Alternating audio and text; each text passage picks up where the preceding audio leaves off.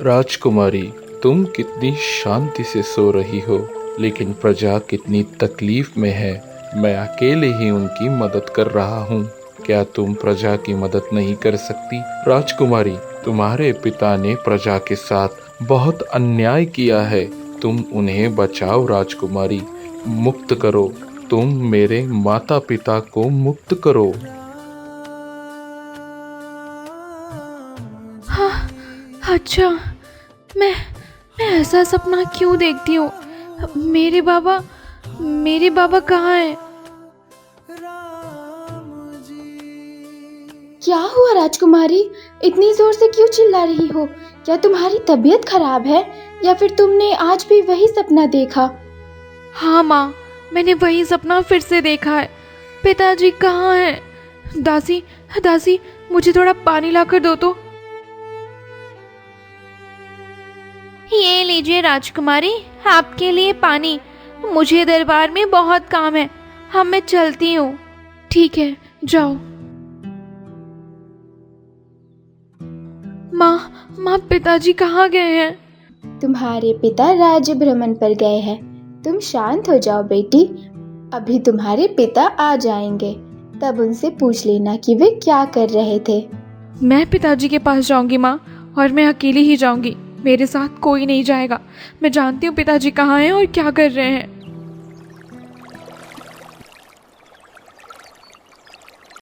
इस बार तेरी फसल का 3 हिस्सों में से 2 हिस्सा मुझे देगा, साथ में लगान भी, नहीं तो आज तुझे मार कर इस नदी में फेंक दूंगा।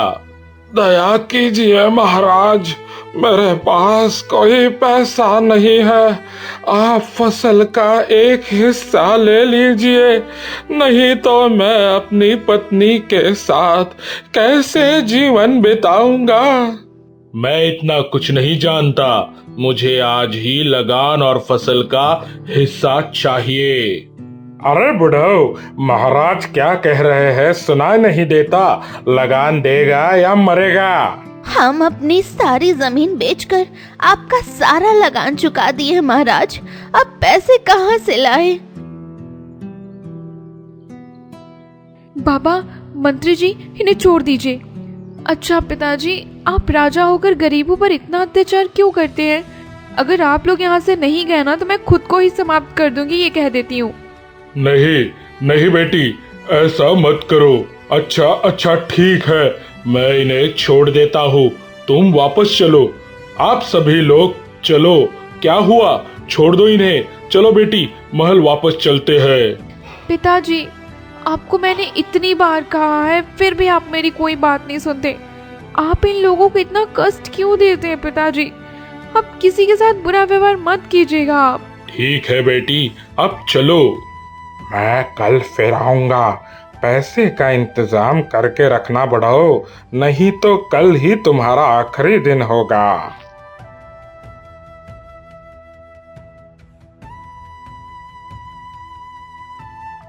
दादी, ओ दादी, मैं नदी किनारे पुराने घर के पास इमली के पेड़ से इमली तोड़ने गई थी। वहां जाकर मैंने एक बड़ा फूलों का पेड़ देखा। मैं हैरान होकर जब उस फूल के पेड़ के पास गई, तभी मैंने देखा कि उस फूल के पेड़ से एक सुनहरे रंग का सिक्का गिरा है। कहाँ? अरे दिखाओ तो। अरे बेटी, ये क्या? ये तो सोने का सिक्का है। इसके बारे में किसी को मत बताना बेटी। इस सोने के सिक्के से कल महाराज का सारा कर्ज चुका देंगे। आखिरकार भगवान ने हमारी पुकार सुन ली। बेटी, तू कुछ खा ले, कब से बाहर गई है? राजकुमारी, तुम प्रतिदिन नदी के किनारे उस पुराने घर के पास आना। मैं वही हूँ। मैं तुम्हें सोना, गहने, हीरे और मोती सब दूंगा। उन्हें तुम गरीबों में बांट देना, और ऐसा न करने पर गांव के सभी लोग मेरे बारे में जान जाएंगे। तब महाराज मुझे ही मार डालेंगे। क्या तुम यही चाहती हो? नहीं, तुम मेरे मित्र हो। कोई मुसीबत में पड़े तो तुम जान जाती हो और मुझे बता देती हो। तुम्हें कुछ हो गया तो इस राज्य के लोग मेरे पिता और मंत्री के अत्याचार से ही समाप्त हो जाएंगे। कल से प्रतिदिन मेरे पास आना, किसी से कुछ मत कहना। ठीक है अद्भुत फूल, मैं किसी को कुछ नहीं बताऊंगी। ये अभी मैंने क्या देखा? मुझे कल वहां जाना ही होगा। गांव के सभी लोगों की भलाई के लिए वहां जरूर जाऊंगी।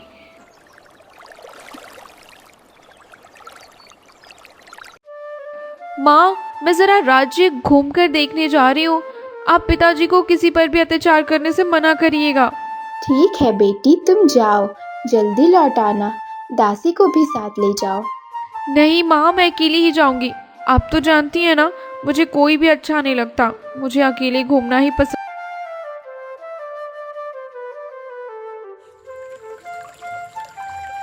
क्या बात है? तुम मुझे क्यों बुला रहे हो? तुम्हें क्या चाहिए? और मैं बार बार ऐसे अजीब सपने क्यों देखती हूँ? तुम खुद ही तो सबको मेरे पिता के अत्याचार से बचाती हो ना।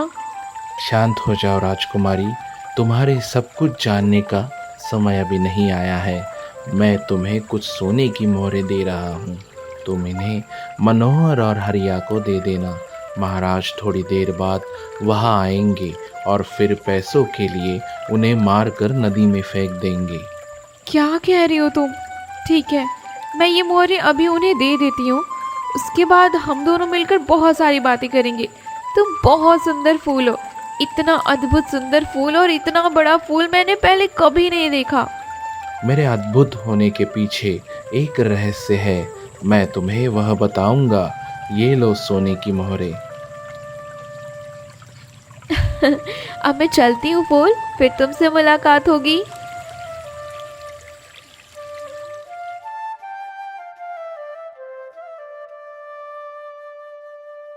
राजकुमारी, आपको कहाँ बैठने दूँ?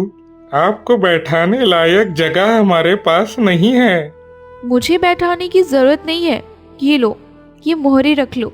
पिताजी पैसे लेने जरूर आएंगे, तब उन्हें ये दे देना, नहीं तो वे तुम्हें मारकर नदी में फेंक देंगे।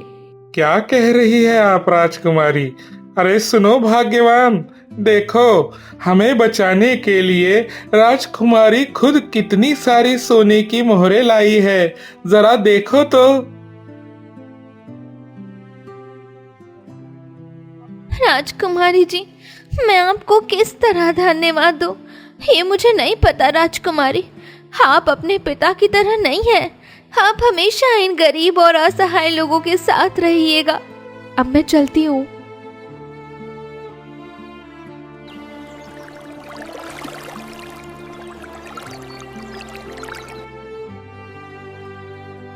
मैं तो आपके पास ही जा रही थी। पिताजी आपकी जमीन पर कब्जा करने आएंगे। अगर आप पैसे या जमीन नहीं दोगे ना, तो वे आपको मारकर नदी में फेंक देंगे। ये मोहरे रख लो आप। मेरे जैसे गरीब का साथ देने के लिए मैं आपका कितना धन्यवाद करूं। आपने बहुत बड़ा उपकार किया है राजकुमारी। मैं दुआ करता हूँ कि आप बहुत बड़ी हो और हमेशा खुश रहो। अब मैं चलती हूँ। राजकुमारी मोहिनी राजमहल लौट जाती है। उसी समय राजा और मंत्री मनोहर के घर पहुंचते हैं। मैंने मुझे 10 सोने की मोहरें देने का समय दिया था। कहाँ है मेरी मोहरें? जल्दी से दे दो, नहीं तो तुझे बांधकर नदी में मछलियों का खाना बना दूंगा। महाराज, ये रही आपकी मोहरें। हमने इन्हें जुटा लिया है। इतनी सारी सोने की मोहरें कहाँ से मिली तुम्हें? खैर, मुझे मिल गई, यही बहुत है। मंत्री, चलो अब हरिया के घर चलते हैं। जी महाराज, चलिए।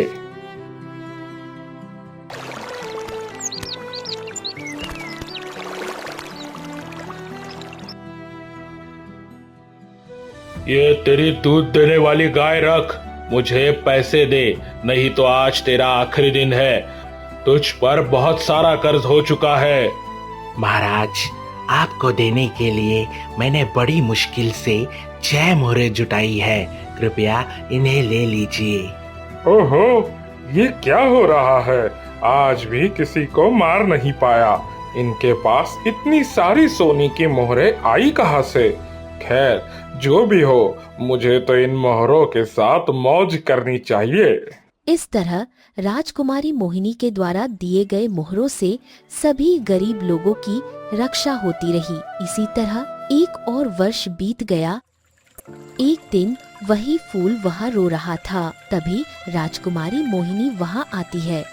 अच्छा फूल दोस्त, तुम्हारे साथ मेरा बहुत दिनों का संबंध है ना, तुम अपने दुख की बात क्यों नहीं बताती? तुम्हें किस बात का दुख है और तुम बार बार मेरे सपनों में क्यों आती हो? और तुम्हारे माता पिता कौन हैं? अब सब कुछ जानने का समय आ गया है। मेरी उम्र 20 वर्ष की है और तुम्हारी 18 वर्ष की। क्या तुम मुझे मुक्त कर सकती हो राजकुमारी? क्या तुम मुझे मुक्त करोगी? हाँ, अवश्य करूँगी। बताओ तुम कौन हो और तुम्हारी पहचान क्या है?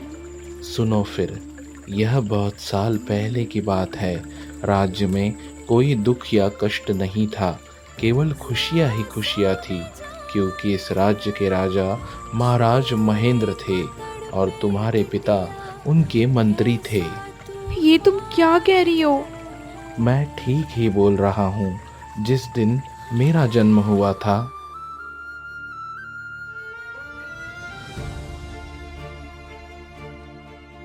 नहीं, ये नहीं हो सकता। मेरे कितने दिनों की इच्छा है कि मैं इस राज्य का राजा बनूंगा। अगर राजा की संतान हो गई तो मेरी ये इच्छा कभी पूरी नहीं होगी। क्या सोच रहे हो मंत्री? जल्दी से सैनिकों से कहो कि दाई माँ को बुला कर लाए। नहीं नहीं महाराज, मैं स्वयं दाई माँ को लेकर आता हूँ। कुछ दिनों बाद ही तो मेरी भी संतान होगी। मैं अभी दाई माँ को लेकर आता हूँ।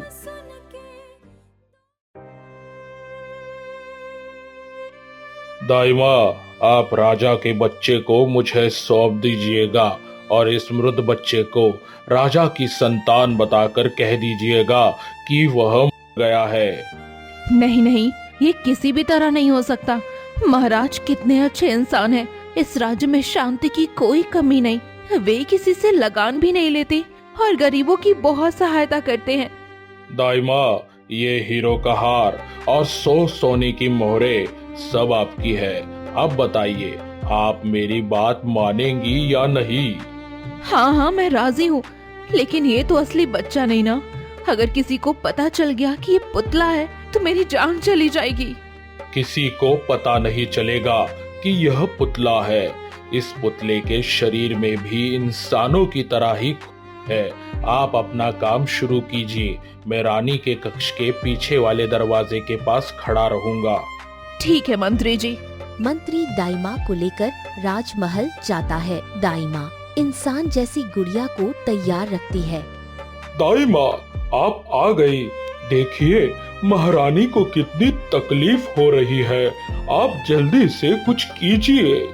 मैं देख रही हूँ महाराज, आप शांत हो जाइए, मैं अभी कुछ करती हूँ।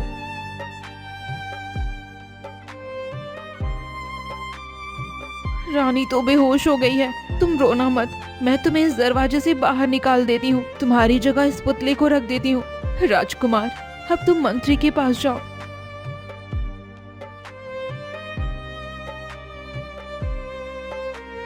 लीजिए मंत्री जी, राजा का बेटा हुआ है। देखिए कैसे रो रहा है। बस थोड़ी सी देर और होती तो हम पकड़े जाते। अच्छा हुआ इसने मुंह बंद रखा था। धन्यवाद दाई माँ, अब आप चाहिए। आसपास कोई देख ले, इससे पहले इस फूल को नदी के किनारे उस झोपड़ी के पास गाड़ देता हूँ। इस फावड़े को भी साथ ले जाता हूँ। मंत्री बिना देर किए सबकी नजरों से बचकर नदी किनारे एक झोपड़ी के पास अपना काम पूरा करता है। अब मुझे जल्दी से राजमहल लौटना होगा, नहीं तो किसी को मुझ पर शक हो सकता। राजमहल में हर तरफ शोक का माहौल छा जाता है। महाराज अपने पुत्र की मृत्यु की खबर सुनकर पूरी तरह टूट जाते हैं। महारानी अब भी बेहोश पड़ी है, जबकि मंत्री अपने षड्यंत्र को सफल होते देख मन ही मन प्रसन्न हो रहा है।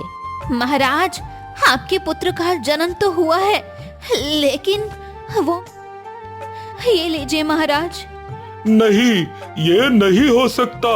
हे ईश्वर, विवाह के 20 वर्ष बाद तुमने मुझे पुत्र तो दिया, लेकिन वह अब मैं अपनी प्रजा को क्या मुंह दिखाऊंगा? मेरे बाद इस राज्य की देखभाल कौन करेगा? स्वयं को संभालिए महाराज, यदि आप ही टूट जाएंगे तो रानी माँ को कौन संभालेगा? प्रहरी, तुम सब अपना अपना कर्तव्य निभाओ। दासियों, तुम भी अपने काम में लग जाओ।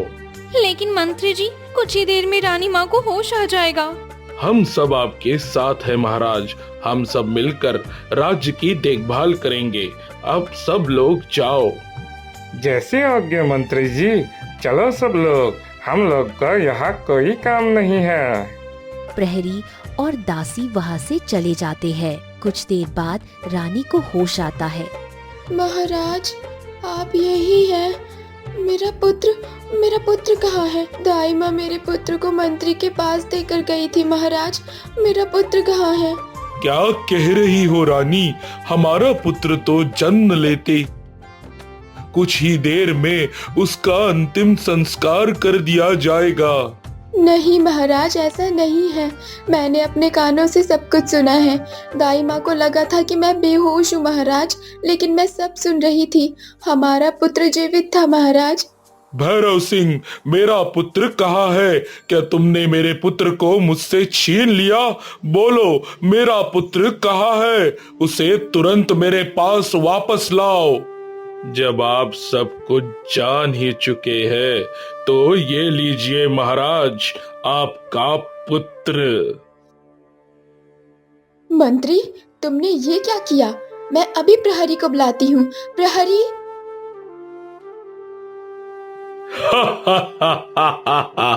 प्रहरी को मत बुलाओ रानी माँ, दासियों को भी मत बुलाओ।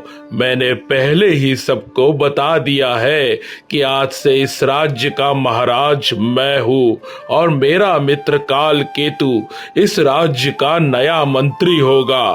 काल केतु, भीतर आओ।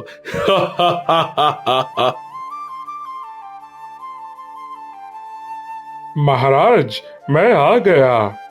इन दोनों को हमारे गुप्त कारागार में कैद कर दो। पूरे राज्य में यही खबर फैला दो कि पुत्र वियोग के दुख में महाराज और रानी स्वयं राज छोड़कर चले गए हैं। जैसी आज्ञा महाराज।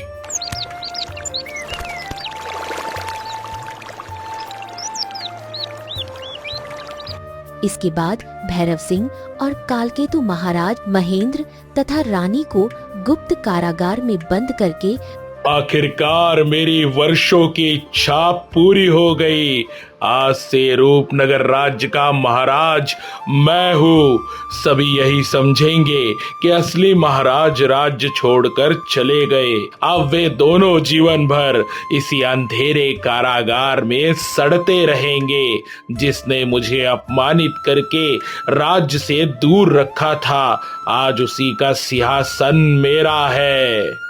महाराज, अब इस पूरे राज्य पर केवल आपका ही शासन चलेगा और मैं इस राज्य का मंत्री बनूंगा। एक दिन मेरा पुत्र अवश्य लौटेगा। उस दिन तुम्हारे सारे अत्याचारों का अंत होगा। उस दिन तुम्हें तुम्हारे कर्मों की सजा अवश्य मिलेगी। भैरव सिंह, हमें छोड़ दो, दया करो, हमें छोड़ दो। हम दोनों ये राज्य छोड़कर कहीं दूर चले जाएंगे। ऐसा कभी नहीं होगा रानी माँ, तुम दोनों यही कैद रहोगे। चलो कालकेतु, अब हम हमारे अगले काम की शुरुआत करते हैं। जैसी आज्ञा महाराज, चलिए।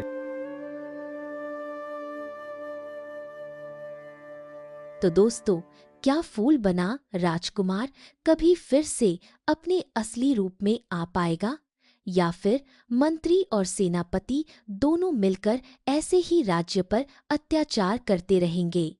ये सब हम अगले भाग में देखेंगे।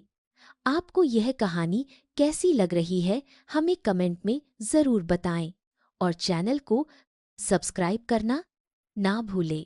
धन्यवाद।